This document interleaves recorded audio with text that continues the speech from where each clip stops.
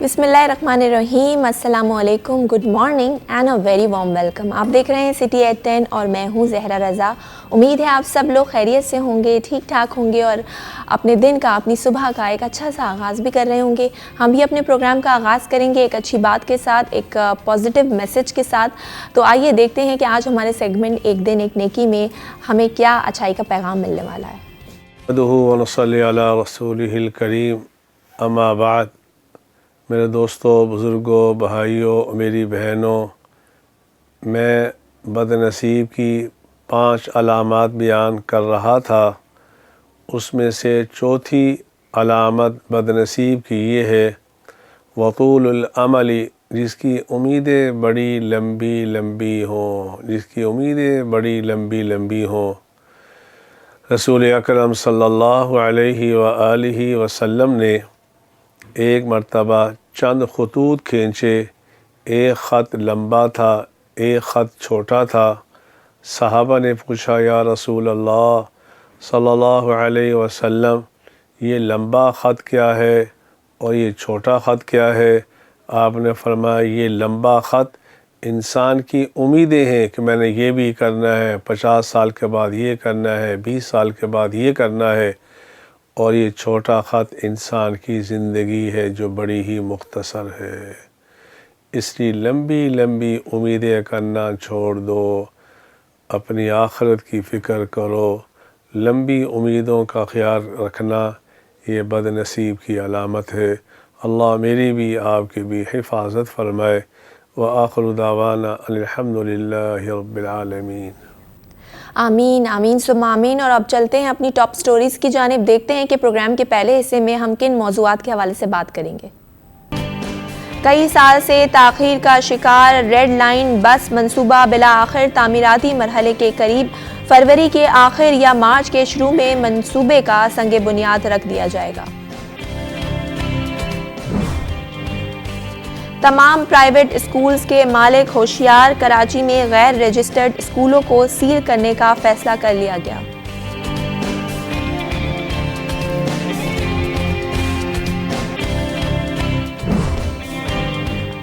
कराची में नई कार रखने वाले शहरियों के लिए अच्छी खबर, रिवायती पीले रंग की नंबर प्लेट अजरक और सफ़ेद रंग में तब्दील।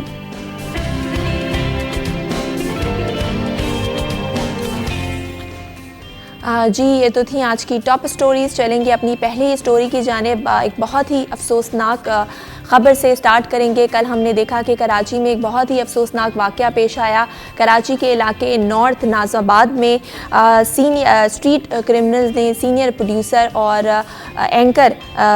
एंकर तारिक मतीन के भाई अतहर मतीन को कत्ल कर दिया। और ये वाक़या जो था वो सुबह पेश आया जब वो अपनी बेटियों को स्कूल छोड़कर लौट रहे थे।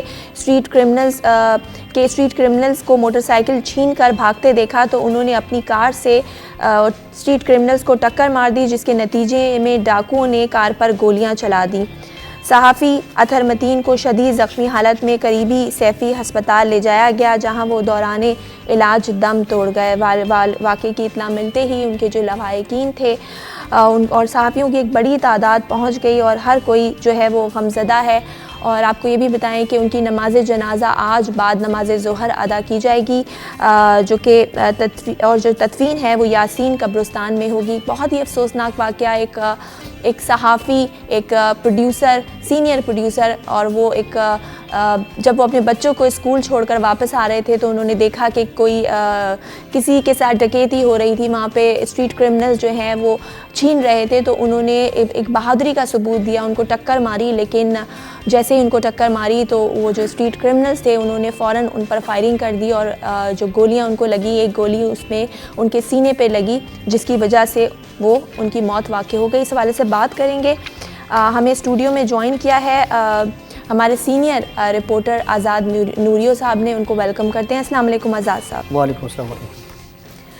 बहुत ही अफसोसनाक वाक़या कल पेश आया। सुबह सुबह सीनियर प्रोड्यूसर समा टीवी के एक सहाफ़ी दिन दहाड़े किस तरह से मार के चले गए, और मारा भी, और 15-20 मिनट तक हम लोगों ने वहाँ पर देखा कि वो वहीं घूमते रहे और आराम से वो वारदात करके चले गए, क्या कहेंगे, किसकी नाकामी है? सूबाई हुकूमत की नाकामी है या पुलिस महकमा पुलिस की नाकामी है जो जराइम पेशा अनासर को बिल्कुल कंट्रोल करने में नाकाम नज़र आते हैं? बिल्कुल, पहले तो हम इस अलमनाक वाक़े हादसे की सख्त अल्फाज में मज़म्मत करते हैं। ये सब हम सब के लिए इंतहाई अफसोसनाक जो है लम्हा है, जो हमारे कुलीग को जिस तरह शहीद किया गया। इस वाक़े में ख़ास तौर पर हम न सिर्फ इस अमल की मज़म्मत करते हैं, इसके साथ साथ हमारे तारिक मतीन भाई जो हमारे कुलीग रहे हैं, सिटी न्यूज़ नेटवर्क के साथी रहे, वो इंतहाई हंसमुख इंसान है। वो हंसमुख इंसान रहे हमारे साथ, लेकिन आज सूरत ये है, वो आज गम से निढाल है। तो उनसे हम इज़हार तअज़्ज़ुत करते हैं, उनके लवाहिकीन को अल्लाह पाक सब्र दे और शहीद को जन्नत में जगह दे। मामला ये है कि इसकी शहादत तब हुई है, उस वक्त हमारे इलेक्ट्रॉनिक मीडिया के ब्यूरो चीफ साहिबान जो हैं कराची पुलिस के कप्तान एडिशनल आईजी कराची गुलाम नबी मेमन साहब से मुलाकात कर रहे थे। तो दूसरी जानब हमारे अखबारी मालकान और डायरेक्टर न्यूज़ साहिबान मुख्तलिफ चैनल्स के इलेक्ट्रॉनिक मीडिया के वो वज़ीर आला सिंध से मुलाकात कर रहे थे। उस वक्त में जो है कल के दिन में सहाफ़ी का कत्ल होना सिंध सरकार के लिए इंतहाई बड़ा एक चैलेंज है। सिंध हुकूमत के लिए बड़ा एक सवाल उठता है कि कल सिंध हुकूमत सहाफ़ियों से जो उनके ताल्लुकात हैं या सिंध हुकूमत के कारनामे हैं या कराची पुलिस के कारनामे वो गिनवा रही थी, उस वक्त जो है सहाफ़ी का कत्ल होना। सिंध हुकूमत इस मामले में न सिर्फ उन्होंने नोटिस लिया, लेकिन बड़ा मसला यह है कि हमारा इस वक्त हमारी जो सिंध पुलिस है, सिंध पुलिस हो या कानून नाफिज करने वाले इदारे, कराची में अमन की सूरत हाल को बेहतर बनाने, कराची के शहरियों को तहफ़्फ़ुज़ फराहम करने, कराची के शहरियों की जान माल की हिफाजत करने में मुकम्मल तौर पर नाकाम दिखाई दे रहे हैं। क्योंकि सही, इस हवाले से बात करेंगे। आज़ाद साहब हमें इस वक्त ज्वाइन किया है editor crime cell Faisal Shakeel साहब ने, उनसे भी बातचीत करते हैं। अस्सलाम वालेकुम फैसल साहब। वालेकुम अस्सलाम। सर बहुत शुक्रिया, आपने वक्त दिया। बहुत ही अफसोसनाक वाक़े के हवाले से हम बात कर रहे हैं। कल का जो वाक़या हुआ नॉर्थ नाज़िबाबाद में, सीनियर प्रोड्यूसर और सहाफ़ी अतहर मतीन को जिस तरह से कत्ल कर दिया गया खुलेआम, पाकिस्तान का सबसे बड़ा शहर और इस शहर में जो शहरी हैं वो गैर महफूज हैं, क्या कहेंगे, इसकी ज़िम्मेदारी किस पर आयद होती है? यकीनन ये हुकूमत और कानून नाफिज करने वाले इदारों की जिम्मेदारी है। ये पाकिस्तान का सबसे बड़ा शहर है, मेट्रोपॉलिटन सिटी है और इसकी आबादी भी सबसे ज्यादा है और टैक्स भी सबसे ज्यादा देता है। लेकिन सबसे ज्यादा नाइंसाफी इसी शहर के साथ होती है। ना यहाँ सड़कें सही है, ना यहाँ पानी मिलता, ना यहाँ सिक्योरिटी के मामला सही है। अभी ये कराची के शहरियों की भत्ताखोरों और टारगेट किलर से जान छूटी थी, उनका खौफ खत्म हुआ था कि अब स्ट्रीट क्रिमिनल्स का जो है वो खौफ इतना है कि कोई भी इलाका हो, चाहे पोश इलाका हो या जो है कच्ची आबादी हो, जहाँ जब जो चाहता है वो उसे लूटता है, लूट के फरार हो जाता है। तो सूरत हाल ये है कि अतहर मतीन जो है एक नफीस इंसान थे और कई सालों का साथ था हमारा। वो इतने शरीफ इंसान थे कि वो किसी से लड़ना झगड़ना, आज तक मैंने उनका कोई झगड़ा या कोई ऐसी चीज नहीं सुनी। आज से मुस्कुराते रहते थे। वो बेचारे अपने बच्चों को छोड़कर स्कूल से वापस घर की तरफ जा रहे थे कि ये डाकुओं ने, स्ट्रीट क्रिमिनल्स ने जो है वो उनकी गोलियों का निशाना बने और जाबाक हुए। 2 मासूम बच्चियां हैं उनकी और वो अपने घर के वाहिद कफील थे।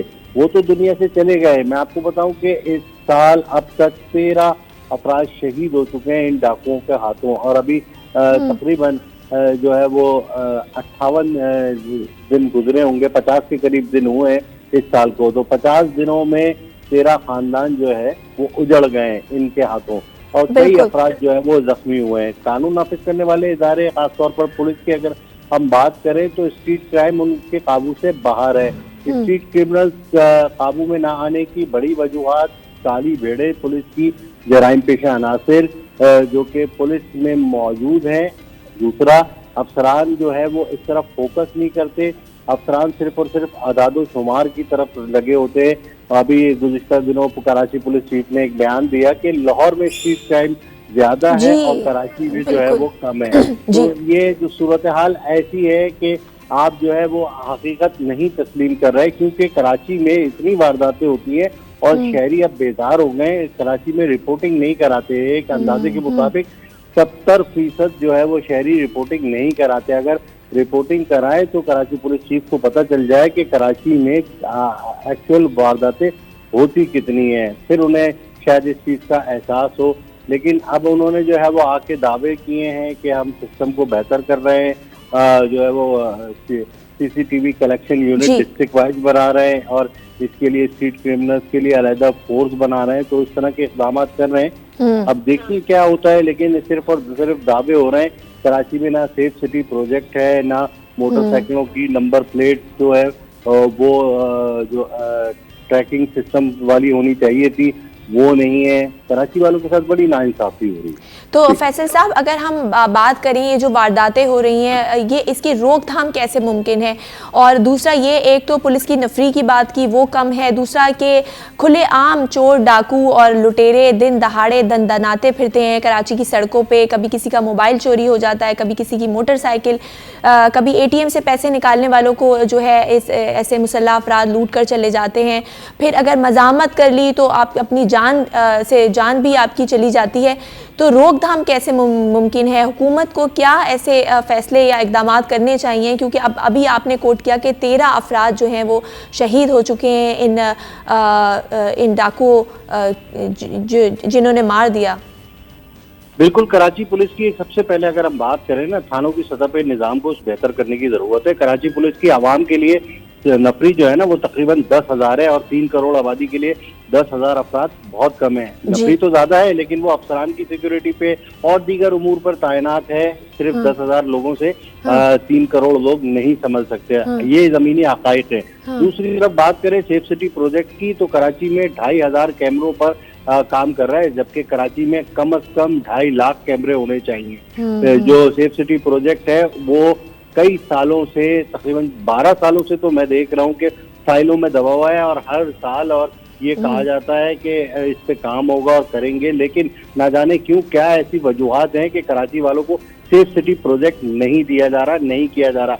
अगर ये सेफ सिटी प्रोजेक्ट हो जाए तो हर जगह जो है वो कैमरे हो, जैसे डिजिटल मॉनिटरिंग हो रही है। अगर नफरी भी कम है तो डिजिटल मॉनिटरिंग के जरिए सब कुछ पता चल सकता है। तीसरी बात अगर हम बात करें तो तफ्तीश की, जो गिरफ्तार होते हैं मुल्जिमान उनके साथ जो है वो तफ्तीश नहीं होती सही, उनको जो है वो सजाएं नहीं मिलती और उन्हें जो है वो सजा का खौफ खत्म हो गया है। वो जब चाहते हैं वारदात करते, उन्हें पता है कि अगर पकड़े जाएंगे तो फिर 15 दिन महीने में वापस आ जाएंगे। इस तरह से वो बाहर आ जाते हैं और फिर दोबारा वारदातें करते हैं। 1 साल के दौरान एक शख्स ऐसा भी था जो 8 दफा जेल गया और वापस आया। आप ये देख लें कि उसने कितनी देर जो है वो कितने दिन जो है वो जेल में गुजारे होंगे। 1 साल में 8 दफा जाना जेल में और जेल से वापस आना। स्ट्रीट क्रिमिनल था। ये पुलिस की हिस्ट्री है कि पुलिस जो है एक्शन लेती है, अगर पकड़ती है तो केस ऐसा कमजोर बनाती है, कुछ मामला ऐसे तय कर लिए जाते या नायाल पुलिस अफसरान होते हैं जो कि वो मुल्जिमान जो है वो अदालतों से बेल पर वापस आ जाते हैं। चौथी चीज ये है कि कराची में जो मोटरसाइकिलें, हर जुर्म के पीछे कराची में जो है वो मोटरसाइकिल का हाथ होता है, चाहे वो दहशतगर्दी हो, टारगेट किलिंग हो या स्ट्रीट क्राइम हो। अगर इनको कंट्रोल करना है तो कराची में जितनी बाइक्स हैं उनके नंबर और उन बाइक पे ट्रैकिंग सिस्टम लगाना जरूरी है, ताकि पता चल सके और सीसीटीवी कैमरों में आ सके, पता चल सके कि कौन सी बाइक कहाँ गई है। और ये ट्रैकिंग सिस्टम अगर बाइकों का हो गया तो ये कराची में 90% क्राइम खत्म हो जाएगा, कंट्रोल हो सकेंगे। बहुत शुक्रिया फैसल शकील साहब आपका। फैसल शकील हमारे साथ मौजूद थे। जी आज़ाद साहब, आपकी तरफ आऊँगी। जैसे कि फैसल शकील साहब ने भी कहा, पुलिस के हवाले से महकमा पुलिस की जो नाअहली है कि एक मुलजिम पकड़ भी लिया जाता है तो वो इसके ख़िलाफ़ इन्वेस्टिगेशन इतनी वीक करते हैं, इतनी ऐसी इन्वेस्टिगेशन होती है कि वो आराम से अदालत से बेल लेकर बाहर चले जाते हैं, फिर वो जुर्म करते हैं, फिर बाहर चले जाते हैं। तो इस तरह जो जुर्म है, जो मुलजिम है, उसके दिल से खौफ ही निकल गया है, जो सज़ा का खौफ होता है, तभी ये वारदातें इस कदर बढ़ रही हैं। बिल्कुल, फैसल साहब ने बिल्कुल 2-3 ऐसे अहम नुकात कहे जिसमें सेफ सिटी प्रोजेक्ट है, ये संदूक मद का बड़ा अच्छा मंसूबा है। हर साल इसके लिए बजट मुख्तस होती है, बजट रिवाइज होती है, लेकिन मंसूबा पाए तकमील तक नहीं पहुंच रहा है। इसके अलावा फैसल साहब ने कहा कि मोटरसाइकिलों का मामला, ट्रैकिंग का मामला, ये बिल्कुल संदूक मद ने इस हवाले से कानून पास कर रखा, लेकिन बड़ी बदकिस्मती हमारी ये है कानून पर अमल दरामद कराने वाले इदारे मुकम्मल तौर पर नाकाम हैं। मोटरसाइकिल का मामला ये है कि इंटीरियर सिंध के मुख्तलिफ अजला से पुलिस सरपरस्ती में ये मोटरसाइकिल डकैत एक माफियाज है, वो कराची के मुख्तलिफ इलाकों में गुंजन आबादी मौजूद है, जो इंटीरियर सिंध के मुख्तलिफ अजला से पुलिस की सरपरस्ती में मोटरसाइकिलें वहाँ से डकैती करती हैं, और वहाँ से डकैती करने के बाद वो मोटरसाइकिलें कराची समेत सिंध के बड़े शहरों में इस्तेमाल होती हैं। उनके जो मालकान होते हैं वो पुलिस तक शिकायत नहीं करते हैं। इस तरह के कई वाक़यात हैं। आप इंटीरियर सिंध के कई थानों पर चले जाएँ, कराची के कई थानों पर चले जाएँ कि कई ऐसी मोटरसाइकिलें जो नामालूम नाम पर मौजूद हैं, लेकिन उन महकमा एक्साइज से पता किया जाता है जाए तो पता लगता है कि भाई ये मोटरसाइकिल फलाने शख्स के नाम से, उसका ताल्लुक फलाने शहर से है। लेकिन ये जो मोटरसाइकिल्स पे वारदातें होती हैं ऑब्वियसली ये उनके अपने नाम पर तो नहीं होती है, भी बाइक किसी की छीनी हुई होती है जो इस तरह की वारदातों में फिर यूज़ होती है। बिल्कुल बाहर से इस वक्त भी कई थानों पर आप जाएंगे तो वहाँ पर देखा जाए तो मोटरसाइकिलें मौजूद है। हाँ। उनके मालकान का पता है सिंध पुलिस को, लेकिन सिंध पुलिस उनके मालकान तक पहुँचती नहीं है कि भाई मोटरसाइकिल आपकी कब चोरी हुई, किस तरह चोरी हुई, आपने कोई एनसी दाखिल कराई नहीं करवाई, लेकिन मोटरसाइकिल जलती रहती है। इस वक्त तमाम थानों पर जो 90% मोटरसाइकिलें वो है चोरी की हैं, जो डकैतों से पुलिस ने बरामद की है, लेकिन मालकान तक नहीं पहुँची, उसकी मुकम्मल तौर पर तफ्तीश नहीं हुई है। इस तरह की सूरत हाल ये कि हमारी जो सिंध पुलिस है, हमारे सिंध पुलिस के जो कप्तान है IG सिंध साहब, जब से इनकी तैनाती वो है कहाँ, उनको पता ही नहीं है। IG साहब को आज तक आपने मीडिया के सामने देखा नहीं होगा IG साहब क्या कर रहा है। जब से 18 अक्टूबर को यहाँ से उठाया गया था, IG साहब को खुद को अगवा किया गया था, उसके बाद में IG साहब घर के अंदर जाकर सो गए हैं। लोग कराची समेत सुबह भर के परेशान हैं। कल सहाफ़ी का कत्ल हुआ, आम शहरी इस तरह रोज़ मारे जा रहे हैं। लेकिन हमारे कराची पुलिस के जो थाने हैं वहाँ पर न सिर्फ कराची पुलिस है, इसके साथ साथ SSU स्पेशल सिक्योरिटी यूनिट मुकम्मल तौर पर एक इदारा है, वो क्या कर रहा है, सिर्फ VIP की सिक्योरिटी पर मामूर है। इसके अलावा RRF जो है रैपिड रेस्पॉन्स फोर्स वो जो है वो भी मौजूद है, लेकिन वो क्या कार्रवाई कर रहा है, वो सिर्फ बड़े इदारे जो उनकी सिक्योरिटी तक महदूद है। इसके अलावा हमारे जो दीगर जो कानून नाफिज करने वाले इदारे हैं, या सिंध हुकूमत हमारे वफाक की जो फोर्स रेंजर्स को बजट फराहम कर रहा है, उनको मराहतें फराहम कर रहा है, लेकिन इस वक्त जो है रेंजर्स की मुकम्मल तौर पर शहर में स्नैप चेकिंग का अमल सख्त मुतासर है। बराबर है कराची पुलिस जो है मुख्तलिफ मुकामात है, जिस तरह इस तरह की वारदात होती है खुली सड़कों पर होती है, मुख्तलिफ मुकामात पर, मुख्तलिफ चौराहों पर, मुख्तलिफ सिग्नल्स पर होती है, लेकिन हमारी पुलिस वहाँ दिखाई नहीं देती। हमारी पुलिस वहाँ दिखाई देती है शाम के वक्त में ठेले वाले से 10 रुपये उठोना, दुकान वाले से रिश्वत लेना, या 50 रुपये, 20 रुपये, 30 रुपये का काम चल रहा है। तो मैं ये कहता हूँ कि हमारी सिंध पुलिस इस वक्त तमाम शहरी जो हैं वो सख्त परेशान हैं, क्योंकि ना उनकी जान महफूज है। पाकिस्तान का सबसे बड़ा शहर, लेकिन इसका कोई वालियो वारिस नज़र नहीं आता। अब ताजिरों की बात करें तो वो भी, उनमें भी बड़ी तशवीश पाई जाती है, और वो भी हुकूमत से उनकी अपील है कि फ़ौरी तौर पर जो स्ट्रीट क्राइम्स हैं उन पर कंट्रोल करने के लिए कोई ऐसी हिकमत अमली बनानी चाहिए। तो ताजिरों में भी बहुत ही जो है एक बेयकीनी की कैफियत है, वो भी परेशान है। बल्कि हर शहरी जब वो घर से बाहर निकलता है तो उसको ये धड़का लगा रहता है कि ना जाने कब क्या हो जाए। ताजिरों का क्या कहना है, आइए आपको सुनवाते हैं। या उनके साथ हमने ये मीटिंग इसलिए रखी थी कि हमारे लिहारी के अंदर, सिटी के अंदर जो हमारे ताजिर हैं उनके अंदर जो खौफ की फ़िज़ा है उसको ख़त्म किया जाए। और हमारे SSP साहब को हमने उन तमाम इलाकों का बताया जहां ऑल कराची ताजर अलायंस ने CCTV कैमरे निस्फ किए हैं, और ताकि जो ताजरों के अंदर जो तशवीश थी उसको दूर करने के लिए उन्हें भरपूर यकीन दहानी कराई है। तो स्ट्रीट क्राइम है, मतलब जिनकी पिछले कुछ अरसे से जिसकी तादाद बहुत बढ़ गई है, और शहरी ताजर सभी इस मसले से दो चार हैं। कल हमारी यहाँ SSP सिटी हैं शबीर अहमद सठियार साहब अभी हाल ही में तैनात हुए हैं, उनसे इसी सिलसिले में मुलाकात भी थी।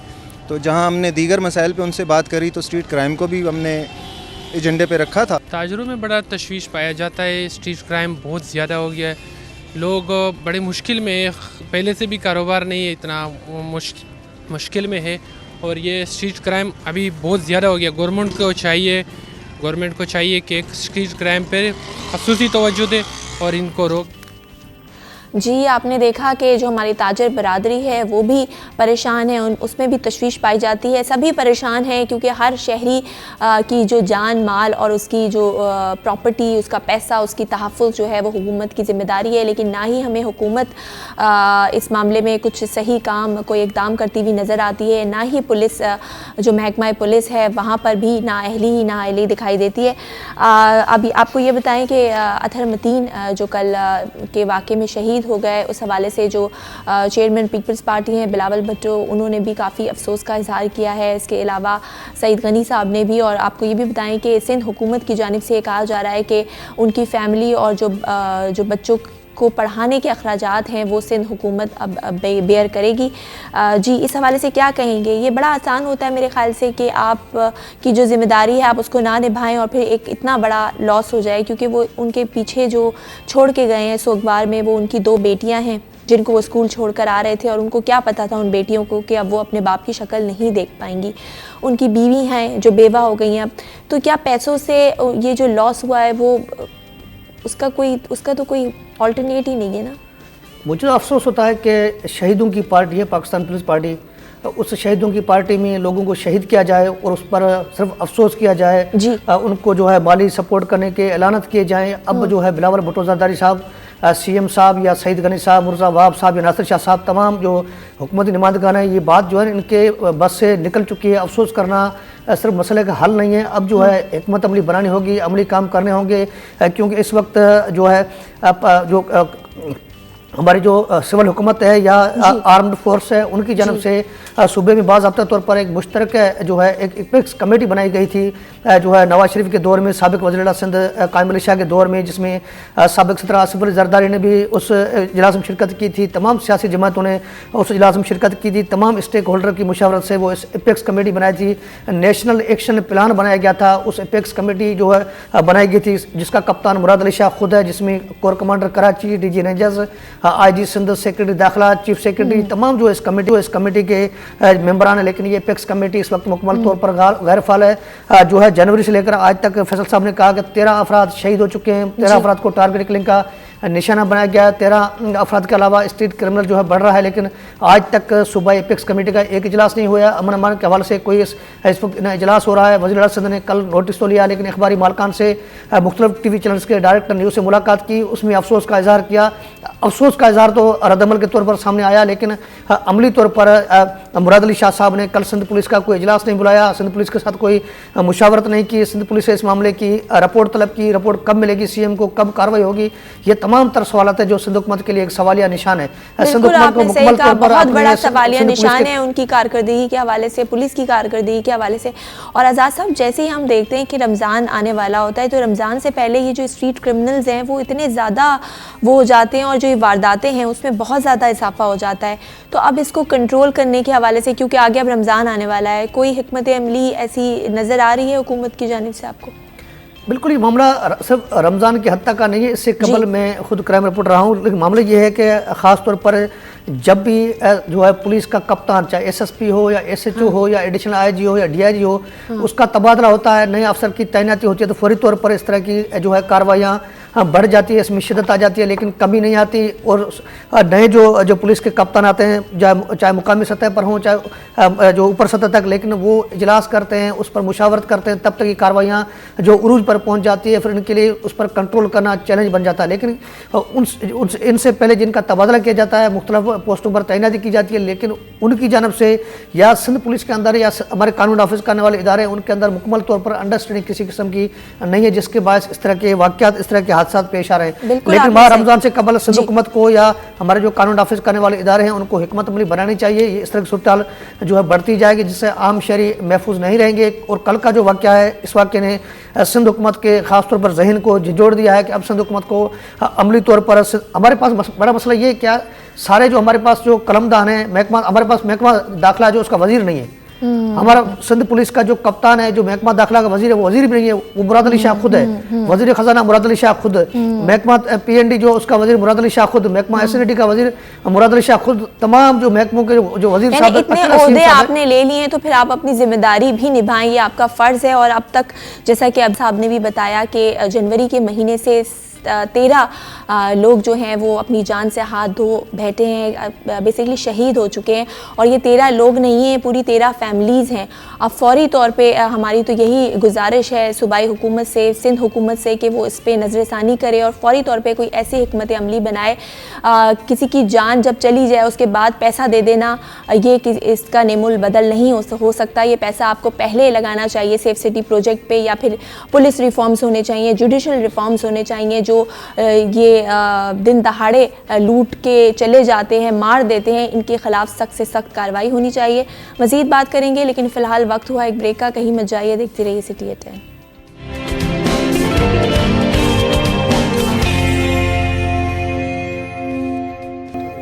जी वेलकम बैक। आप देख रहे हैं सिटी एट 10। चलते हैं अपनी अगली खबर की जानिब। बात करेंगे कराची के स्कूलों के हवाले से और ख़ास तौर पे कराची के मालिकान अब होशियार हो जाएं स्कूलों के, क्योंकि सिंध हुकूमत की जानिब से ये कहा गया है कि कराची में जितने भी गैर रजिस्टर्ड स्कूल्स हैं उनको सील कर दिया जाएगा। DG private school Sindh Mansoob Hussain Siddiqui ने ऐलान किया है कि कराची में गैर रजिस्टर्ड स्कूलों को सील कर दिया जाएगा। इनका कहना था कि कराची में 8000 प्राइवेट स्कूल रजिस्टर हैं, जबकि 6000 से ज़ायद अभी तक रजिस्टर्ड नहीं हो सके हैं, यानी कि 2000 खाली जो स्कूल्स हैं वो अब तक रजिस्टर्ड हैं। ये एक बड़ी अजीब सी बात है। इस हवाले से बात करते हैं। जी आज़ाद साहब, 8000 प्राइवेट स्कूल हैं जिसमें से सिर्फ 6000 रजिस्टर्ड नहीं हैं, सिर्फ 2000 रजिस्टर्ड हैं। नहीं, इस तरह नहीं है। ये इनका कहना है कि 8000 प्राइवेट स्कूल रजिस्टर्ड हैं, जबकि 6000 से ज़ायद स्कूल रजिस्टर्ड नहीं हैं। वही तो मैं कह रही हूँ। हाँ, मामला ये है कि जिस तरह 6000 डीजी साहब मंसूब हुसैन सिद्दीकी साहब ने फरमाया है जी कि वो रजिस्टर्ड नहीं है, बात समझ से बालातर है, मुश्किल है, क्योंकि 6000 जो स्कूल रजिस्टर्ड नहीं है उनके जो तालिब इल्म हैं, ख़ासतौर पर नवीं जमात से लेकर इंटर तक, वो इम्तिहान देते होंगे किसी सरकारी सेंटर में जो तलीमी बोर्ड्स की जानब से जो मखसूस किया जाता है। लेकिन जब अगर ये स्कूल रजिस्टर्ड नहीं है तो उन बच्चों के जो तालिब इल्म हैं उनके पेपर्स किस तरह हो रहे हैं, अगर इनके खिलाफ कार्रवाई करनी है तो इसका पता वाज़ह तौर पर लग जाएगा कि जो स्कूल्स अपने तालिब इल्मों की फ़हरिस्त उस तलीमी बोर्ड को अरसाल करते हैं उनके जो है नंबर हासिल करने के लिए या उनको पासेस करने के लिए, तो उनके पास तमाम तरह सबूत मौजूद होते हैं, तमाम तरह कवाफ मौजूद होते हैं। लेकिन डीजी साहब ने जो फरमाया इनके खिलाफ कार्रवाई करेंगे, करने का जो सवाल है ये इंतहाई आसान इसका हल है कि सिंध हुकूमत या महकमा स्कूल तलीम इनके खिलाफ इस वक्त भी कार्रवाई कर सकती है, क्योंकि उनके पास तमाम तरह तफसीलात तलीमी बोर्ड में मौजूद हैं, खिलाफ कार्रवाई करें। लेकिन आज़ाद साहब, यहाँ पे एक अहम सवाल ये बनता है कि इतने सारे गैर जो अनरजिस्टर्ड स्कूल्स हैं वो खुल कैसे जाते हैं? अगर स्कूल्स की बात कर लें, इसी तरह कई हज़ार मदरसे हैं जो इस वक्त कराची में चल रहे हैं जिनकी रजिस्ट्रेशन नहीं हुई हुई है, वहाँ क्या तालीम दी जा रही है किसी को नहीं पता। जी बिल्कुल, मदरस के हवाले से कहा जाता था पहले जो इसको रजिस्टर करने के इख्तियार थे महकमा मेहनत व अफरादी क़ुव्वत के पास, यानी महकमा लेबर के पास थे। उसके बाद सिंध हुकूमत ने इस एक्ट में तरमीम करके इसके इख्तियारात महकमा दाखिला के हवाले किए हैं और महकमा दाखिला की ज़िम्मेदारी बनी आयद है उन पर कि इस तरह के मदारस को रजिस्टर्ड करें।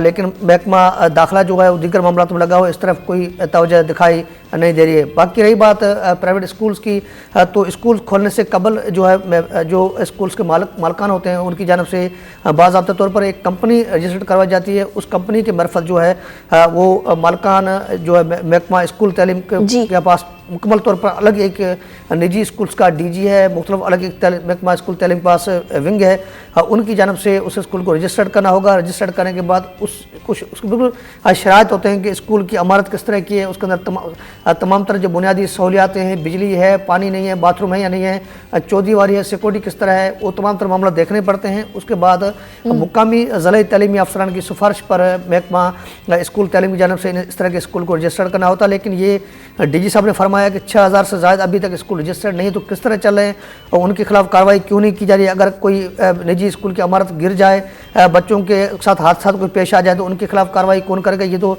वाज़ह तौर पर जिम्मेदारी महकमा स्कूल तलीम के निजी शोबे की बनती है कि इनके खिलाफ कार्रवाई करें और फौरी तौर कार्रवाई करें ताकि इस तरह के हादसा से बचा जाए। लेकिन ये बड़ी बुरी खबर यह है कि सिंध हुकूमत के 6000 से ऐसे स्कूल हैं प्राइवेट जो अनरजिस्टर्ड है, लेकिन महकमा स्कूल तलीम की जानब से इनके खिलाफ किसी किस्म की कोई कार्रवाई नहीं की जा रही। ये एक बड़ा इंतहाई सवाल बनता है सिंध हुकूमत के लिए, सिंध हुकूमत के महकमा स्कूल तलीम के लिए, सरदार शाह के लिए, गुलाम अकबर लगारी के लिए, कि वो खालिद अदर शाह के लिए, कि वो इनके खिलाफ क्यों नहीं कार्रवाई करें, डीजी साहब के खिलाफ इस तरह की कार्रवाई क्यों नहीं अमल में लाई जा रही है ताकि इस तरह के स्कूल रजिस्टर्ड हों और हमारे जो बाकायदा सिस्टम जो तलीम का है कानून के तहत और आइन के तहत चले। बिल्कुल आपने सही कहा कि तमाम स्कूलों को रजिस्टर्ड होना चाहिए। चलते अपनी अगली स्टोरी की जानिब बात करेंगे। एक अच्छी खबर देंगे वालों को, ख़ास तौर पे वो जो कि नई गाड़ियाँ जिन्होंने ख़रीदी हैं या ख़रीदने वाले हैं उनके लिए अच्छी खबर है कि जो रिवायती पीले रंग की जो नंबर प्लेट थी वो अब चेंज होने जा रही है और अब वो उसका जो रंग होगा वो सफ़ेद या अजरक का होगा। आपको इस हवाले से बताएँ कि सिंध हुकूमत ने इस हवाले से जो कंपनी है उसके साथ मुआहदा भी कर लिया है और कराची की गाड़ियों पर अब नए अंदाज की नंबर प्लेट छाया होगी। जी क्या कहेंगे? बिल्कुल, इस हवाले से सिंध हुकूमत ने एक कानून पास किया था। हम इससे कबल जो मॉर्निंग शो की शुरुआत में एक बुरी खबर की बात कर रहे थे, अब ये अच्छी खबर ये सामने आई है कि सिंध हुकूमत ने इस तरह का फैसला किया है। सिंध हुकूमत की बिल्कुल पुराना फैसला है, इस हवाले से महकमा एक्साइज ने इस पर जो है बाज़ाब्ता तौर पर काम शुरू कर दिया है। ये नंबर प्लेट अब जो होगी, जिस तरह KP में खैबर का गेट दिखाया जाता है और पंजाब में जो है सरसब्ज उसमें नंबर प्लेट में दिखाया जाता है, इस तरह बलूचिस्तान की सूरत है। लेकिन जो सिंध में इस तरह नहीं था। सिंध में पहले बिल्कुल पीली नंबर प्लेट थी, जो निजी गाड़ियों की और सरकारी गाड़ियों की हरे कलर की जो है नंबर प्लेट थी। लेकिन उसमें यह था, उस नंबर प्लेट पर अलग अलग जो है कोड किया जाता था, किसी पर कराची लिखा जाता था, किसी पर सिंध लिखा जाता था। लेकिन अब जो नंबर प्लेट होगी, ये इसमें बाज़ाब्ते तौर पर एक साइड में अजरक का निशान है, ऊपर जो अजरक का निशान है उसके नीचे सफ़ेद कलर है, उसके बीच में जो है कायदे मोहम्मद अली जिन्ना की जो मज़ार है उसको दिखाया गया है। और इसमें जो है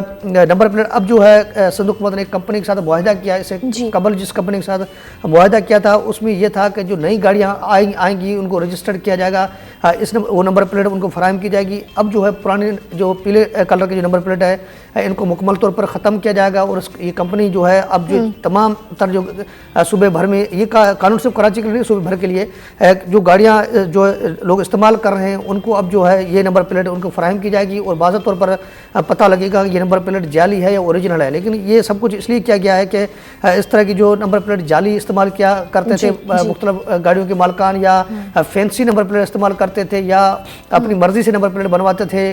कोई अपनी कास्ट को शो करता नंबर प्लेट पर, लेकिन नंबर प्लेट सरकारी नहीं हुआ करती थी, जिसके बाद बड़ी वारदातें होती थी। किसी में जियो तालपर था, किसी में जियो मरी था, किसी में लोग बड़ी फैंसी नंबर प्लेट अपनी एडिशन करके कास्ट को कोड करते हैं, जियो नोडो, जियो मरी, जियो अपना एक वो रखने के लिए शो ऑफ कह लें आप इसको।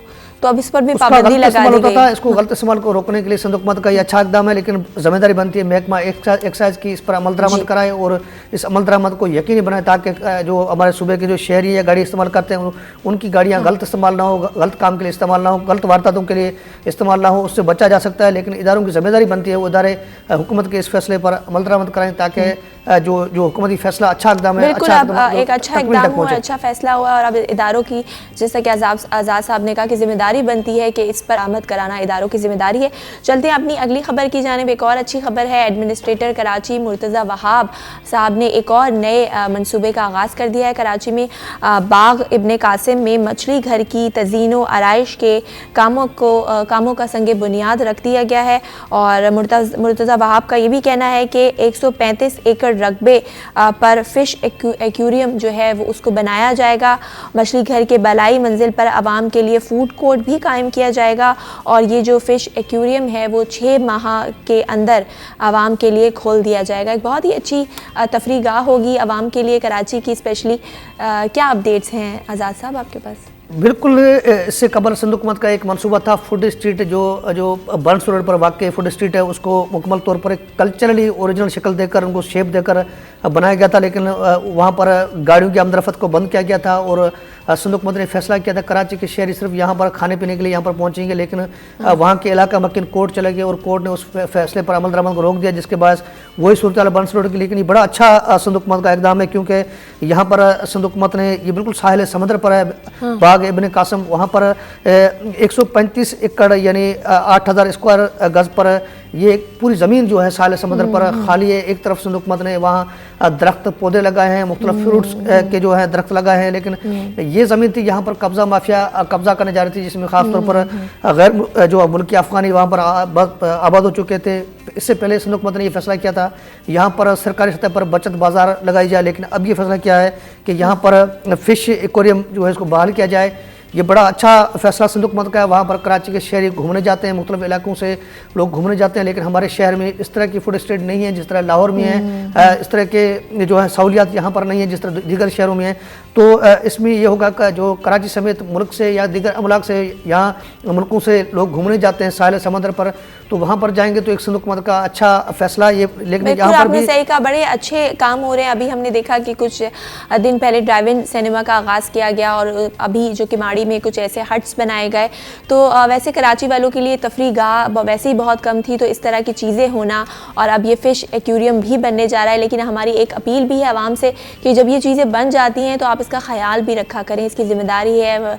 हम देखते हैं कि जाते हैं, तफरी करते हैं और फिर कचरा कूड़ा सब चीज़ें वहाँ फेंक कर घर आ जाते हैं। तो ये हमारी ज़िम्मेदारी है, हमारा शहर है, जैसे हम अपने घर को साफ़ रखते हैं वैसे ही हमें ये शहर भी साफ़ रखना चाहिए। बहुत शुक्रिया आज़ाद साहब आपका प्रोग्राम में तशरीफ़ लाए। प्रोग्राम के दूसरे हिस्से में हम कुछ और अहम मौज़ूआत के हवाले से बात करेंगे, लेकिन इस ब्रेक के बाद कहीं मत जाइए, देखते रहिए सिटी एट 10।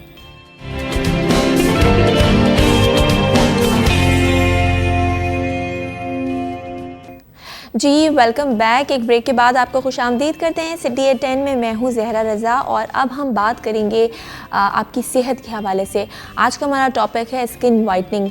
अगर हम अपनी सोसाइटी को देखें या अपने माशरे की बात करें तो अनफॉर्चुनेटली आजकल हमारी सोसाइटी में कुछ अनरियलिस्टिक ब्यूटी स्टैंडर्ड्स जो हैं वो बना दिए गए हैं, जिसमें एक अहम बात यह है कि आपका रंग जो है वो गोरा होना चाहिए। इनफैक्ट अगर हम रिश्ते की बात करें कि जो ख़वातीन या जो रिश्ते वाले आ रहे होते हैं उनका ये होता है कि लड़की गोरी होनी चाहिए, बाल जो हैं उसके घने होने चाहिए और वो दुबली पतली और स्मार्ट होनी चाहिए। तो इस हवाले से लड़कियां स्पेशली बहुत ज़्यादा कॉन्शियस रहती हैं और वो फिर अक्सर शॉर्टकट की तलाश में निकल जाती हैं। कुछ इस तरह की फार्मूला क्रीम्स का इस्तेमाल करना रंग गोरा करने के लिए। अक्सर हम ऐसे एड्स देखते हैं कि 10 से 15 दिन में आप अपना रंग गोरा कर सकते हैं, ऐसे नुस्खे हम देखते रहते हैं। इनफैक्ट मैंने तो अभी कुछ दिन पहले देखा कि एक शरबत है जो कि आपका रंग गोरा कर सकता है, आप एक वजीफ़ा ऐसा है जो कि आपका रंग गोरा कर सकता है। तो रंगत हमारे यहाँ बड़ा एक इशू बना दिया गया, हालांकि होना नहीं चाहिए, हमारा दीन भी यही कहता है। और आपकी स्किन हेल्दी होनी चाहिए, आपकी स्किन ग्लोइंग होनी चाहिए। तो इस हवाले से बात करते हैं कि रंग गोरा करने के लिए अगर किसी की स्किन टोन डार्क हो जाती है, क्योंकि ऑब्वियसली कराची की जब हम बात करते हैं तो 10 महीने यहाँ पर शदीद गर्मी रहती है, सूरज रहता है, तो आपका स्किन टोन जो रियल होता है उससे वो डार्क हो जाता है। तो उसको आप कैसे इन्हांस कर सकते हैं, इस हवाले से बात करेंगे। हमें ज्वाइन किया है डॉक्टर इशरत शाह ने, जो कि एक डर्मेटोलॉजिस्ट हैं और एस्थेटिक फिजिशियन हैं। उनको वेलकम करते हैं। अस्सलाम वालेकुम डॉक्टर इशरत। वालेकुम सलाम, क्या हाल है आपके? मैं बिल्कुल ठीक ठाक, आप कैसी हैं डॉक्टर इशरत? और बहुत शुक्रिया आपने हमें वक्त दिया। Any time, thank you so much, Allah का शुक्र। डॉक्टर इशरत, आजकल अगर हम सोसाइटी की बात करें तो हमें बहुत ज़्यादा मतलब मुश्किल हो गई है लड़कियों के लिए। पहले एक दौर था नेचुरल ब्यूटी को प्रेफर किया जाता था, लेकिन अब क्योंकि इतनी टेक्नोलॉजिकल एडवांसमेंट हो गई है और हमारे कुछ रोल मॉडल्स भी ऐसे हैं जो हमारे सेलिब्रिटीज़ हैं वो इन सारी चीज़ों का इस्तेमाल करते हैं, तो जो हमारी यूथ है वो इस तरफ बहुत ज़्यादा जा रही है। आप कह लें कि अनरियलिस्टिक इसको ब्यूटी स्टैंडर्ड सेट कर दिए गए हैं, जिसमें से एक ये भी है कि आपका रंग जो है वो गोरा होना चाहिए। तो अगर मैं पूछूं आपसे कि रंग गोरा करने की अगर कोई चाहता है तो क्या ट्रीटमेंट्स आ गए हैं मार्केट में? ट्रीटमेंट्स तो ज़रा देयर मेनी जी, बट ये है कि the approach should be different, क्योंकि हम जनरली जो अनरियलिस्टिक अप्रोच के साथ आते हैं कि हमने बिल्कुल ही गोरा हो जाना, वी डोंट केयर कि हमें उससे क्या नुकसानात होंगे, क्या फ़ायदा होंगे। तो only thing they know is कि हमने फेयर कॉम्प्लेक्शन करना है, चाहे जिस तरीके से भी हो। But there are many things you can do to enhance the beauty, not only your face, the entire body. उसमें हम ये कर सकते हैं, रेगुलर अगर आप यूज करें sun block, that is very good. The other thing, आप विटामिन सी के सीरम्स यूज कर सकते हैं जो आपकी पोटेंट एंटीऑक्सीडेंट है, तो वो आपको वैसे ही एक ग्लोइंग स्किन दे देगा। rather than being a fair complexion girl, you should have a healthy looking skin जो कि ग्लो करता हो, वो ज्यादा बेहतर है। एंड आजकल तो वैसे ही पोल्यूशन वगैरह बहुत ज्यादा है, तो जनरली जो गोरे भी है ना, तो उनको भी आपको थोड़ा सा मेंटेनेंस रखना चाहिए, अदरवाइज तो आपकी स्किन टैनिंग की तरफ जाती ही जाती है। इसमें मेन आपकी डाइटरी सप्लीमेंट्स है। जनरली हम जंक में बहुत ज्यादा जाते हैं, हमने घर का खाना खाना छोड़ दिया, we don't take fruits, we don't take vegetables और नट्स वगैरह, ये सारी चीजें जो कि आपकी नेचुरली आपको वाइटनिंग इफेक्ट देती है। एग्जैक्टली, मगर हम ये नहीं करते, वी गो फॉर शॉर्टकट्स। जैसे आजकल फार्मूला क्रीम्स वगैरह बहुत ज्यादा आ रही है, they don't know the hazardous effects, इसमें मर्क्यूरी और स्टीरॉइड का कंटेंट बहुत ज्यादा होता है, मगर क्योंकि वो मीडिया में इतना ज्यादा दिखाया जाता है कि वो फैसिनेटिंग इतनी होती है, सो आई डोंट थिंक कि शॉर्टकट की तरफ जाना चाहिए rather than going for a long term effect. सही, बिल्कुल आपने सही कहा। ये जो शॉर्टकट फार्मूला क्रीम्स होती हैं इसमें आपने बताया कि मर्क्यूरी और स्टीरॉइड का कंटेंट जो है ज़्यादा होता है, तो क्या साइड इफ़ेक्ट्स होते हैं अगर कोई फार्मूला क्रीम्स या रंग गोरा करने वाली क्रीम्स यूज़ करता है जिसमें स्टीरॉइड है या फिर मर्क्यूरी है, क्या इसका लॉन्ग टर्म साइड इफ़ेक्ट क्या हो सकता है? Generally in my practice what I have seen कि मेरे पास बच्चियों से लेके बड़े बुजुर्ग तक बहुत लोग आते हैं, उसमें ये हो जाता है कि आपकी स्किन बहुत थिन हो जाती है, यानी आपके वेन्स वगैरह ना यहाँ पे नजर आना शुरू हो जाती है। दूसरा, आपको इरिटेशन, एलर्जीज बहुत ज्यादा हो जाती है, आप धूप की तपिश को बर्दाश्त नहीं कर सकते, रेडनेस हो जाती है एंड आपकी स्किन जो सही होने की जगह पे मजीद खराब हो जाती है, ड्राइनेस बहुत ज्यादा होना शुरू हो जाती है। कोई भी प्रोडक्ट आप उसके बाद यूज करें तो आपको फौरन ही एलर्जिक रिएक्शंस आ जाते हैं। These are the common side effects जो कि आप फेस करते हो। फौरन अपेरेंटली तो फौरन आपको वो एक ड्रास्टिक सा इफेक्ट दे देता है कि you started having like skin lightening की तरफ चली जाती है, बट उसका जो लॉन्ग टर्म आफ्टर लाइक आप कहें महीने 2 महीने बाद, वो क्योंकि इतना ज्यादा कंटेंट आपका ज्यादा होता है, तो तकरीबन 700% मर्क्यूरी का कंटेंट होता है, तो वो आपकी स्किन को थिन करना शुरू कर देता है। ऑब्वियस आपकी वेन्स और कैपिलरीज नजर आना शुरू हो जाती है, ये सारी चीजें होती है। ठीक है, सही। हम बात कर रहे थे, आपने साइड इफ़ेक्ट्स बताए। अच्छा, अगर मैं पूछूं कि हमारी चूँकि स्किन हो जाती है डार्क, कभी हम धूप में बहुत ज़्यादा निकलते हैं, स्ट्रेस से भी आपका कलर जो है फेड हो जाता है, डार्क हो जाता है, फिर आपकी चेहरे पे कभी पिगमेंटेशन हो जाती है, तो अपनी स्किन को लाइटर मतलब एक टोन इन्हांस करने के लिए जो आपकी नेचुरल टोन होती है कभी कभार उससे कम हो जाती है, तो हम ये जो आजकल स्किन वाइटनिंग जो इंजेक्शंस आ गए हैं, टीके आ गए हैं, ये क्या ये भी ख़तरनाक हैं या ये अच्छे हैं? इसका कोई साइड इफेक्ट होता है? देखिए, everything has side effects and use it. अगर आप क्या कहते हैं, आप लिमिट में रह के करें तो वो चीज अच्छी है, अगर लिमिट से ज्यादा करके करें तो वो चीज बुरी है। It's in everything, excess of everything is bad. जो स्किन वाइटनिंग के इंजेक्शन है जिसको ग्लूटाथाइन कहते हैं, ग्लूटाथाइन के इंजेक्शन जो कि बहुत इन है आजकल ड्यू टू मेनी रीजंस, तो उसमें ये है कि that's a very potent antioxidant. वो ये आपका क्या करता है, जो आपकी जो मेलानिन का जो प्रोडक्शन है ना उसको कम कर देता है, उसकी वजह से आपकी स्किन की लाइटनिंग इफेक्ट आ जाती है। हमारा जो बेसिक जो कलर डिफाइन करता है that's these are called melanocytes. तो मेलानोसाइट्स आपका कलर डिसाइड करता है, जिनमें मेलानोसाइट्स की क्वांटिटी ज्यादा होती है वो डार्कर टोन होते हैं, और जिनमें कम होती है वो लाइटर टोन पे जाते हैं। ठीक है, तो वो आपको generally glutathione is present in your body, मगर क्या कहते हैं, due to pollution, due to stress, due to infections, इसकी प्रोडक्शन थोड़ी सी कम हो जाती है। एंड विद एज ऑल्सो हम जनरली हमारी जो रंगत है वो कम होती जाती है। तो इसमें ये है कि first of all, if you want to go for a glutathione injection, there are multiple test which I carry out, क्योंकि ये अगर आप नहीं करोगे तो एट टाइम्स आपकी किडनी और लिवर को भी इफेक्ट करता है। तो सो फॉर दैट एटलीस्ट आप अपने प्रोफाइल्स लाइक किडनी प्रोफाइल और लिवर प्रोफाइल लाजमी करवाएं, उसके बाद we can go for glutathione injection. वो भी 3 तरीके से होते हैं, एक टॉपिकल है, एक ओरल है और इंट्रावीनस है।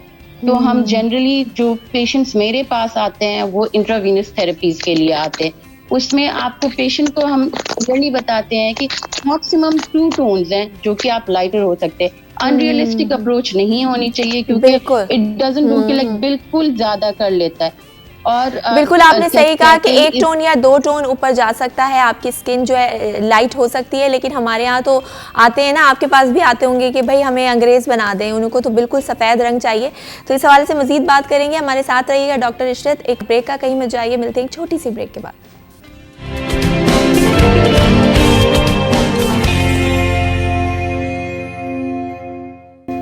जी वेलकम बैक। आप देख रहे हैं सिटी एट 10 और हम बात कर रहे हैं स्किन वाइटनिंग के हवाले से और डॉक्टर इशरत शाह हमारे साथ मौजूद हैं। ब्रेक पे जाने से पहले डॉक्टर इशरत, आप बात कर रही थी स्किन वाइटनिंग इंजेक्शंस के और क्या प्रिवेंटिव मेजर्स हैं जो हमें लेने चाहिए। कुछ आपने टेस्ट बताए जो कि किडनी का एक टेस्ट आपने बताया और दूसरा आपने बताया लिवर प्रोफाइल। ये टेस्ट लाजमी होने चाहिए, लेकिन अक्सर हम देखते हैं कि डर्मेटोलॉजिस्ट जो होते हैं या जो कॉस्मेटोलॉजिस्ट होते हैं वो बग़ैर टेस्ट करवाए बगैर जो है ये इंजेक्शंस दे सकते हैं।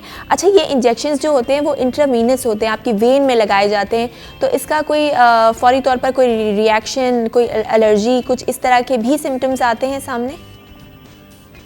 At times लाइक देखो डिफरेंट बॉडी रिएक्ट की पर एक इफेक्ट आएगा तो उसका मतलब यही नहीं है कि आपके ऊपर भी वही इफेक्ट आएगा। तो एट टाइम्स हाँ बॉडी में स्किन रिएक्शंस आ सकते हैं, एलर्जिक रिएक्शंस आ सकते हैं, but generally they are very rare. One more thing which is very common is कि ग्लूटाथाइन के टैबलेट्स ओवर द काउंटर मिलते हैं, यानी आप फार्मेसी में जाके ले लेते हो, आप डॉक्टर से पूछते भी नहीं हो और आपको ये कहा जाता है कि आप ले लें, आपकी वाइटनिंग इफेक्ट्स आ जाती है।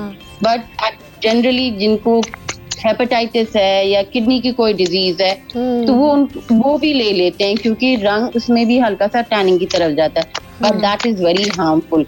तो ये सारी चीजें ना कंट्रोल होनी चाहिए। सही, यानी आपकी मेडिकल हिस्ट्री भी बहुत इंपॉर्टेंट होती है अगर आप कोई भी ट्रीटमेंट ले रहे हैं और वो जानना ज़रूरी है डॉक्टर का।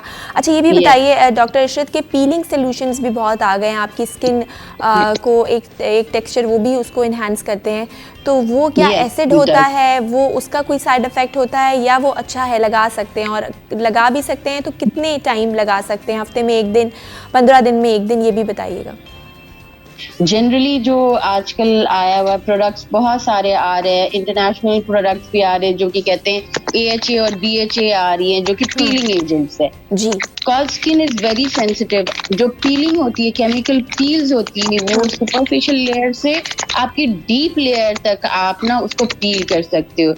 We being doctors and like aesthetic physician, हमें पता है कि स्किन को कितने लेवल तक या कितने मिलीमीटर तक हमने उसको लेके जाना, but generally when you doing it at home you don't know आप किस वाले लेवल पे जा रहे हैं।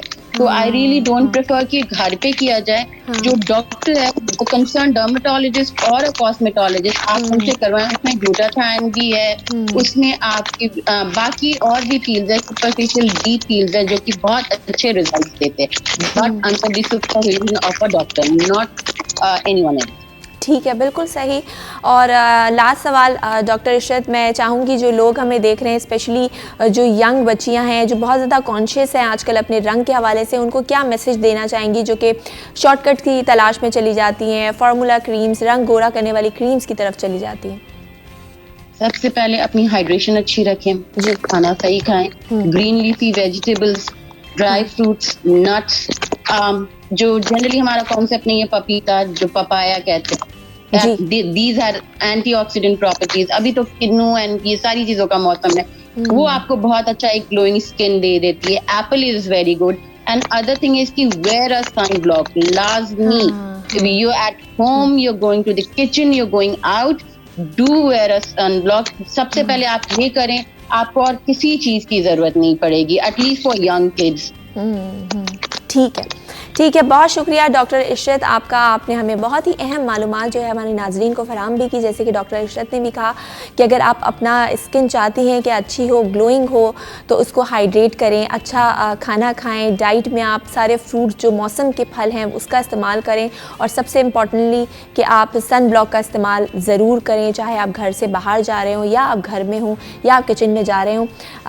तो ये था हमारा सेगमेंट जो कि सेहत से आपके रिलेटेड था। इसके बाद हमारा एक और सेगमेंट रह गया है जिस पे कराची टैलेंट के, जिसमें हम आपको मिलवाते हैं कराची के टैलेंट से। तो इस ब्रेक के बाद हम मिलवाने वाले हैं आपको एक बहुत ही अच्छे टैलेंट से। सो कहीं मत जाइए, देखते रहिए सिटी एट 10।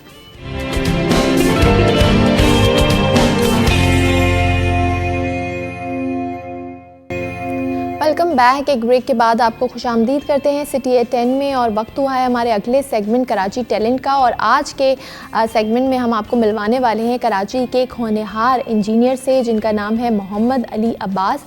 और उन्होंने एक बहुत ही अहम काम किया है, बहुत ही अच्छा काम किया है। और उनका काम ये है कि उन्होंने ऑटिज़म का शिकार बच्चों के लिए एक रोबोट तैयार किया है। ये रोबोट उनकी जो सलाहियत है बातचीत की उसको बेहतर बना सकता है। और इस रोबोट का नाम जो है वो पीकू है, जो कि उर्दू और अंग्रेज़ी ज़बानों में ऑटिज़म के शिकार बच्चों से बातचीत करता है और इनकी सलाहियत को बेहतर बनाता है और इनके साथ एक ताल्लुक़ कायम कर लेता है। आपको ये भी बताएं कि पाकिस्तान में एक अंदाजे के मुताबिक 10 लाख बच्चे इस वक्त ऑटिज़म का शिकार हैं और एक ये बड़ी ही तकलीफ दे बीमारी है माँ बाप के लिए ख़ास तौर पे, क्योंकि एक तो ये बहुत देर से डायग्नोस होती है, लोगों को इसकी आगाही नहीं है। और फिर जब डायग्नोस हो जाती है तो माँ बाप को बड़ी तकलीफ़ का सामना करना पड़ता है। बच्चे थोड़ा स्लो रिस्पॉन्स करते हैं, तो उनको बातचीत उनके साथ करना, तो ये रोबोट उनकी हेल्प करेगा। और आपको ये भी बताएं कि अली अब्बास को इस हवाले से जो गवर्नर कराची हैं और सदर पाकिस्तान आरिफ अलवी ने जो इनके बेहतरीन आइडिए के हवाले से इनको अवार्ड से भी नवाजा है। तो इनसे बातचीत करते हैं कि भाई इन्हें ये ख्याल कैसे आया और इतना अच्छा आइडिया कब आया और कब इन्होंने सोचा कि ऐसा काम किया जाए। अस्सलाम वालेकुम अली अब्बास। वालेकुम सलाम, थैंक यू प्रोग्राम में बुलाने के लिए आपका। जी बहुत शुक्रिया अली अब्बास, आपने हमें वक्त दिया। तो अभी आप बताइए जो आपने रोबोट तैयार किया है जिसका नाम पीकू है, क्या इसकी वो हैं कैरेक्टरिस्टिक्स अगर मैं जानना चाहूँ तो? जी, तो मेरा रोबोट्स के अंदर शुरू से इंटरेस्ट रहा है। तो मैंने एक नेटफ्लिक्स पे सीरीज देखी थी गुड डॉक्टर। अच्छा। तो वहीं से ही मेरे दिमाग में आइडिया आया और मैंने ऑटिज्म को फिर एक्सप्लोर करना शुरू करा। और फिर मैं डिफरेंट सेंटर्स भी गया, मैंने बच्चों के अंदर इस प्रॉब्लम्स को समझा एंड देन मैंने एक रोबोट डेवलप किया जो कि इन बच्चों के जो प्रॉब्लम्स होते हैं इनको काफी हद तक इम्प्रूव कर सके और इनकी हेल्प कर सके। जी अच्छा, सही। यानी आपको ये एक मूवी देख के आपके दिमाग में आइडिया आया, फिर आपने आइडिया की जो इम्प्लीमेंटेशन के लिए आप गए डिफरेंट ऑटिज़म स्कूल्स, वहाँ आपने देखा कि बच्चों को क्या मुश्किलात पेश आती है, तो फिर आपने इस आइडिया को जो है वो अपने फाइनल किया रोबोट की शक्ल में। जी जी बिल्कुल ठीक है। तो इस हवाले से आपको अवार्ड भी दिया गया है सदर पाकिस्तान की जानिब से। कैसा लगता है जब इतना अच्छा काम करें और एक ऐसा काम जो कि बच्चों के लिए हेल्पफुल रहे, ख़ास तौर पे ऑटिज़म का शिकार बच्चों के लिए जो कि मुश्किलात का शिकार होते हैं, उनके वालिदैन मुश्किलात का शिकार होते हैं, तो कितनी मोटिवेशन रही इसमें? बहुत अच्छा लगा मुझे। अब तक पेरेंट्स का खास तौर पे बहुत अच्छा रिस्पांस मिला। हाँ। और हम जो है अभी भी कनेक्ट होते जा रहे हैं डिफरेंट पेरेंट्स से और डिफरेंट ऑटिस्टिक चिल्ड्रन से, तो सबका रिस्पांस ही बहुत अच्छा है और सभी ने ही इसके ऊपर बहुत अप्रिशिएट करा है, जिससे बहुत ज़्यादा बूस्ट मिला है मोटिवेशन में। बिल्कुल सही। अच्छा ये बताइए कि अली कि ये काम कैसे करता है और जो इसका नाम आपने सेलेक्ट किया पीकू, तो इसकी क्या वजह है, कैसे आपने ये नाम सेलेक्ट किया? इसको मैंने बस रैंडमली सोचा था, PK for Pakistan and Piku मैंने इसका नाम रख दिया, थोड़ा क्यूट भी लग रहा था तो मैंने सोचा पीको बच्चों के हवाले से क्यूट लग रहा है। बच्चों के हवाले से जी एग्जैक्टली। तो बच्चों के हवाले से ये काम इस तरह से करता है कि इसके अंदर हमने डिफरेंट सेंसर्स नस्ब करें और कैमरा मॉड्यूल भी लगाएं, जिससे वो बच्चों के एक्सप्रेशन रीड आउट करने की कोशिश करता है, उनसे बातचीत करने की कोशिश करता है, उनके साइंस समझने की कोशिश करता है। तो ये है एक कंपेनियन बन जाता है, उनका दोस्त बन जाता है, उनकी तन्हाई दूर करता है। तो ये इस तरह से इन बच्चों की बहुत ज्यादा हेल्प आउट करता है। सही। और अली आप क्योंकि एक इंजीनियर हैं और उस्मान इंस्टीट्यूट ऑफ टेक्नोलॉजी से आपने ग्रेजुएट किया और अभी आपने कोई अपनी कंपनी भी आप बना रहे हैं इन्वेंटर्स कंपनी के नाम से, उस हवाले से हम बताइए कि वो क्या है और क्या इस वक्त बन चुकी है वो, या अभी आपने प्लान किया है उसका? जी इसका हमने प्लान करा है और हमें एक कंपनी है टच पॉइंट जो कि हमें स्टिल बहुत सपोर्ट कर रही है डे 1 से। हाँ। और हम चाहते हैं कि हमें डिफरेंट लोग भी सपोर्ट आउट करें इस मिशन के अंदर, तो डे 1 से हमें वो सपोर्ट कर रही है कंपनी। सही। अच्छा और मुझे ये भी बताइए जो आपने पीको रोबोट बनाया तो इस पे कितनी कॉस्ट लगी और सारा खर्चा आपने खुद बेयर किया या हुकूमत की तरफ से आपको कोई इसमें सपोर्ट मिली थी?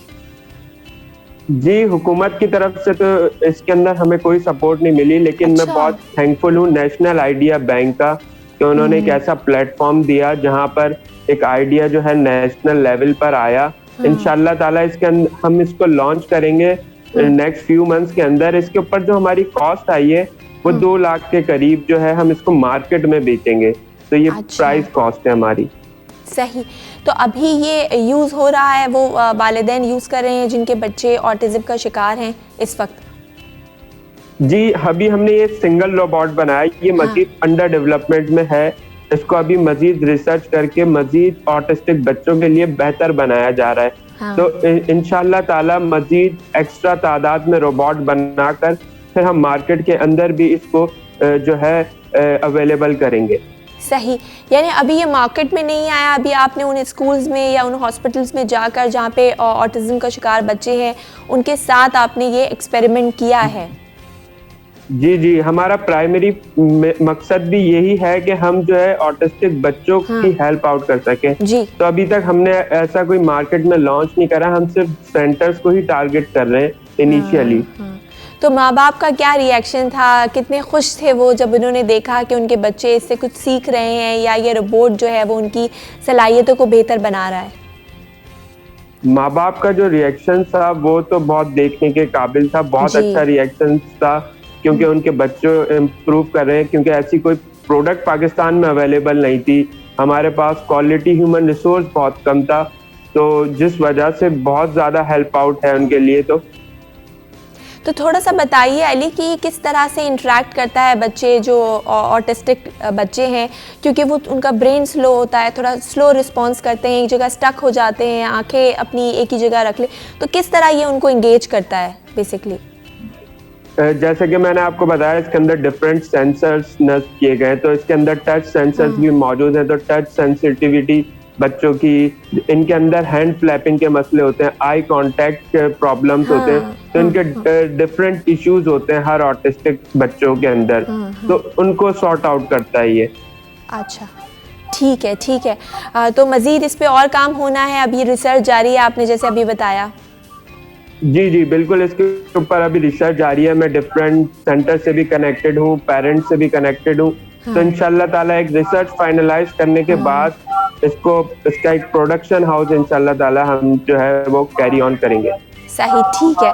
बहुत शुक्रिया अली अब्बास, आपने हमें वक्त दिया। हम आपको विश करते हैं best of luck in future कि आप इसको मज़ीद रिसर्च करके जो चीज़ें आप इसमें ऐड करें वो और इन बच्चों के लिए बेहतर साहब के बच्चे बड़े ही मुश्किल का शिकार होते हैं, बहुत स्लो रिस्पॉन्स करते हैं, वालिदैन बहुत उनको देखकर परेशान रहते हैं। तो इस तरह की रिपोर्ट और इस तरह की चीज़ें आना जो कि उनकी सलाहियतों को बेहतर बनाए, एक बहुत ही अच्छी बात है।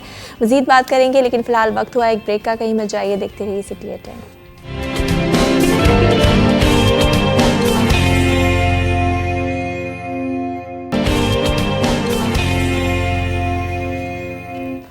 जी, हमारे नुमाइंदे बसीम इफ्तिखार हमारे साथ मौजूद हैं, उनसे जान लेते हैं कि आज कराची में महंगाई की क्या सूरत हाल है और मुख्तलिफ सब्ज़ियों और फलों की कीमतें क्या हैं। जी बसीम, बताइएगा हमें इस वक्त क्या सूरत हाल है कराची में?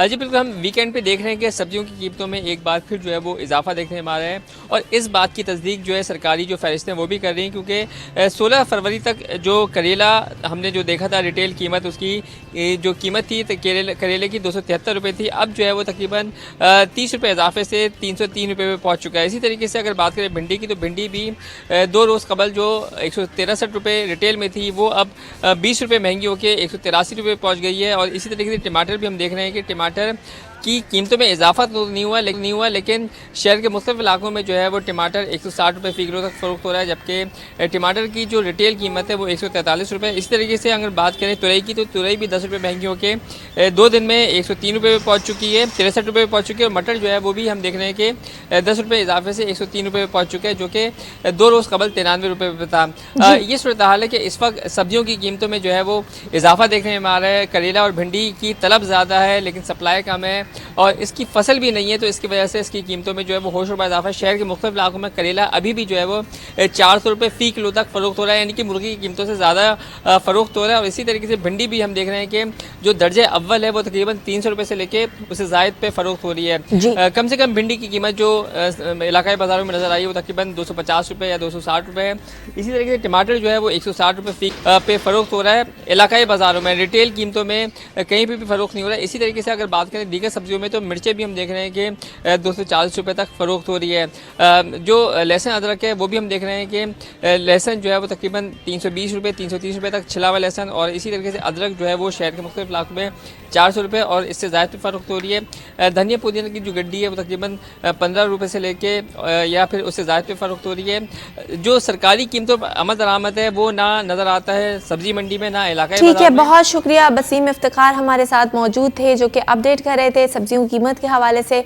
चलते हैं अपने अगले सेगमेंट और जो कि है मौसम का हाल, और हमारे साथ मौजूद हैं आदिया नाज हमारी रिपोर्टर, उनसे जान लेते हैं। जी आदिया, बताइएगा इस वक्त कराची का मौसम कैसा है?